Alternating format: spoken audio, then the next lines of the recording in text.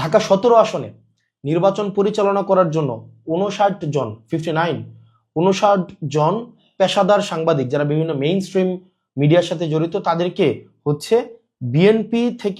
বিএনপির ঢাকা 17 আসন নির্বাচন পরিচালনার জন্য একটা মিডিয়া টিম করা হয়েছে। এখন প্রশ্ন হচ্ছে ওই সাংবাদিকরা যারা হচ্ছে বিভিন্ন মিডিয়ার সাথে যুক্ত, বিভিন্ন পত্রিকার সাথে যুক্ত, তারা কি সেখানে বিএনপির সাংবাদিক হিসেবে ফাংশন করবে নাকি নিরপেক্ষ সাংবাদিক হিসেবে ফাংশন করবে? এই প্রশ্নটি খুবই গুরুত্বপূর্ণ, কারণ আপনি যখন একটা পার্টির প্যাডে হচ্ছে সাংবাদিক চলে যাচ্ছে, একটা পার্টির প্যাডে সাংবাদিক হচ্ছে অন্তর্ভুক্ত হচ্ছে, সেটি আমার কাছে মনে হয় যে বস্তুনিষ্ঠতা কতটুকু হচ্ছে গণমাধ্যমের ভূমিকা থাকবে সেই বিষয়টি প্রশ্নবিদ্ধ।